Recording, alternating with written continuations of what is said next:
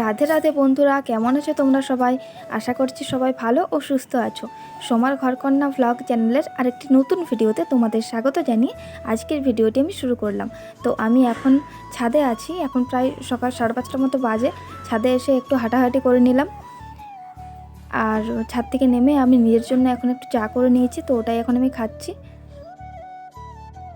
আর এই দেখো বন্ধুরা, এখানে মা যাচ্ছে দুধ আনতে, বাবুটা খাবে তো ওই কারণের জন্যই আর কি।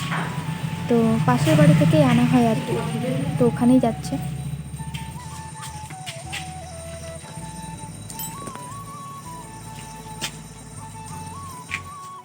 আর চা খাওয়ার পর আমি একটু বিছানাটা গুছিয়ে নিলাম, কারণ সকাল সকাল না যদি বিছানা গোছানো হয় না, তাহলে তো সারাটা দিন রয়েই যায়। ওই কারণের জন্য আর কি তাড়াতাড়ির মধ্যে আমি বিছানাটা গুছিয়ে নিলাম।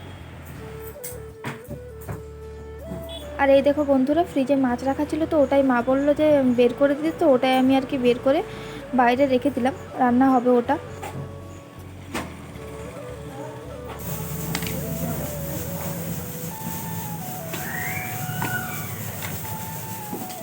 আর এই দেখো, এখানে মা ভাতটা নামিয়ে দিল আর আমি আলুটা মেখে নিচ্ছি।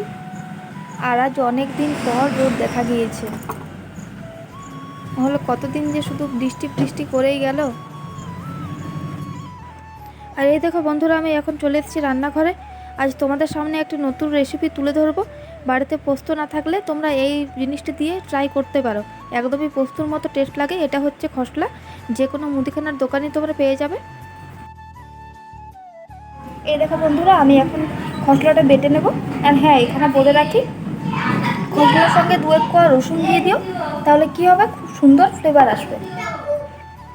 তো বন্ধুরা, তোমরা ভিডিওটি দেখতে থাকো আমি কিভাবে রান্নাটা করছি।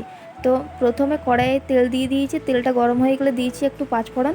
পাঁচফোড়ন দেওয়ার পর আমি পেঁয়াজটা দিয়েছি।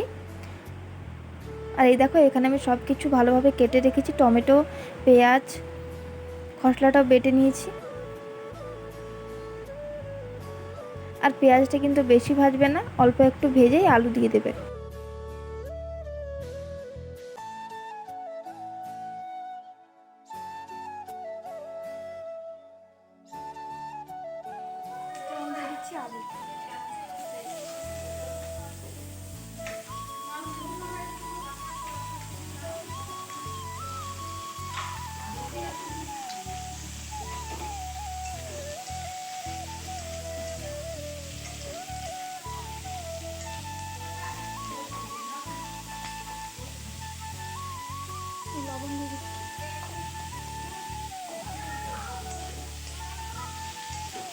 আর এখানে আমি আলুটা ভেজে নিচ্ছি, পরিমাণ মতো লবণ দিয়ে হালকা আছে খুব সুন্দর করে আলুটা ভাজতে হবে।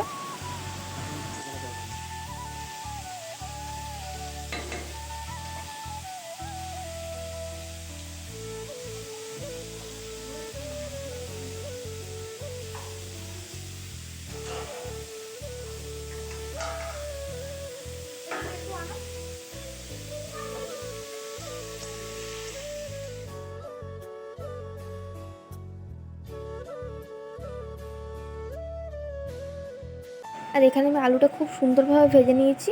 আর আলুটা ভাজা হওয়ার পর আমি পরিমাণ মতো এখানে জল দিয়ে নিচ্ছি, জল দিয়ে আলুটা সেদ্ধ করে নেব।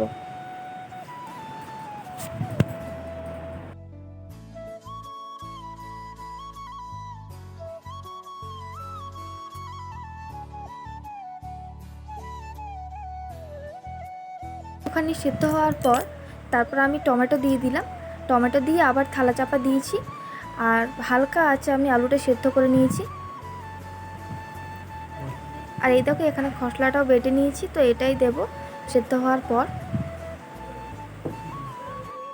আর এই দেখো, এখানে আলুটা খুব সুন্দরভাবে সেদ্ধ হয়ে গেছে। আর এই পর্যায়ে আমি খসলাটাও দিয়ে দিলাম। খসলাটা দিয়ে এখানে একটা কথা বলে রাখি, আঁচটা কিন্তু ফুল আঁচে রাখতে হবে।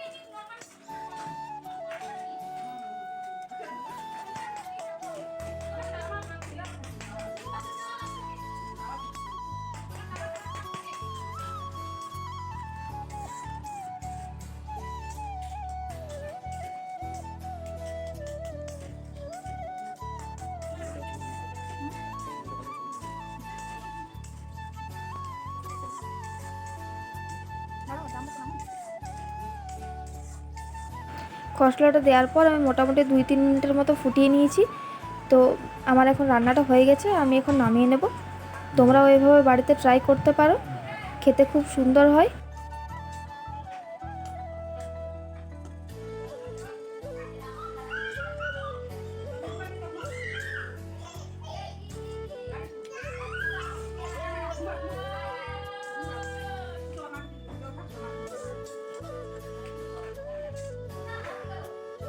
এটা সত্যি খুব ভালো হয়েছে পোস্তটা। পোস্ত না, খসলার তরকারি। তো পোস্তর মতো ভাবে করলে না খুব ভালো লাগে। আজ বাড়িতে পোস্ত শেষ হয়ে গিয়েছিল, তাই ছিল না, সেই কারণের জন্য আজ আমি এটা বানালাম। তো সত্যি খেতে খুবই সুন্দর, তোমরাও বাড়িতে বানিয়ে দেখবে, অবশ্যই ভালো লাগবে। ঠিক আছে বন্ধুরা, ভিডিওটা আমি আর বড় করছি না, ভিডিওটা আমি এখানেই শেষ করছি।